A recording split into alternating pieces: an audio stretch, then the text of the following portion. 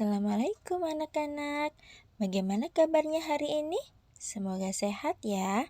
Hari ini Bunda akan menjelaskan tentang mitigasi bencana KLB demam berdarah.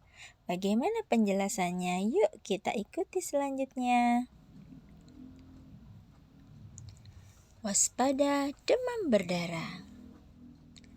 Apakah demam berdarah itu? Demam berdarah adalah suatu penyakit menular yang disebabkan oleh virus dengue dan ditularkan lewat gigitan nyamuk Aedes aegypti. Nyamuk Aedes aegypti itu seperti apa ya? Ciri-ciri nyamuk Aedes aegypti adalah dia memiliki bintik-bintik putih. Di mana kita bisa menjumpai nyamuk Aedes aegypti ini? Kita bisa jumpa di dalam rumah, di sekolah, di bak penampungan air, pada genangan air hujan, dan barang-barang bekas yang bisa menampung air hujan. Mengapa nyamuk suka air? Yuk kita ikuti tentang siklus hidup nyamuk. Nyamuk mengalami metamorfosis sempurna. Sebab di dalam proses metamorfosis yang terjadi, nyamuk akan melewati 4 tahap perubahan. Berikut ini penjelasannya. Tahap pertama, stadium telur. Tahap metamorfosis nyamuk diawali dari proses pembuahan sel telur nyamuk betina yang dilakukan oleh spermatozoa nyamuk jantan yang kemudian menghasilkan zigot. Pembuahan akan menghasilkan telur dan telur akan diletakkan di permukaan air yang dilakukan induk betina. Telur nantinya akan ada dalam periode inkubasi atau pengeraman. Inkubasi sempurna akan terjadi pada musim dingin dan sesudah itu barulah larva akan mulai keluar hampir dalam waktu yang bersamaan. Pada fase telur, habitat air merupakan faktor yang terpenting untuk menunjang pertumbuhan dan perkembangan telur nyamuk. Jika air mengering, maka telur nyamuk tersebut akan mati. Biasanya, fase telur ini akan terjadi selama 2-3 hari dan akhirnya akan menetas menjadi larva. Tahap kedua, stadium larva. Sesudah telur nyamuk menetas, maka larva nyamuk yang disebut dengan jentik akan keluar dari cangkangnya, kemudian akan tumbuh pada permukaan air di dalam ekosistem perairan di habitat yang tersebut.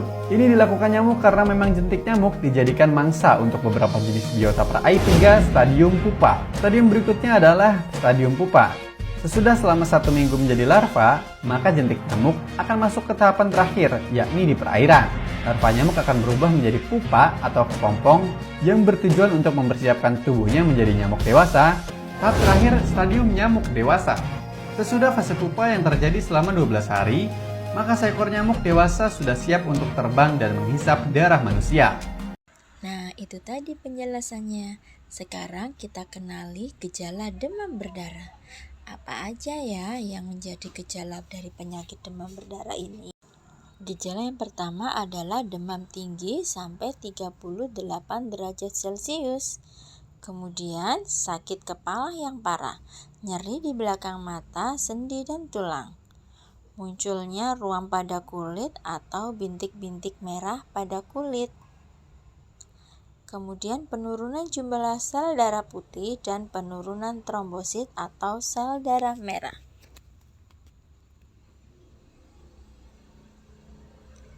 Gejala selanjutnya terkadang terjadi pendarahan yang meliputi mimisan, gusi berdarah, pendarahan saluran cerna, kencing berdarah, pendarahan pada saat menstruasi.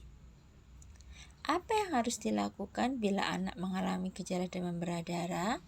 Yang harus dilakukan adalah pergi ke dokter dan memeriksakan diri.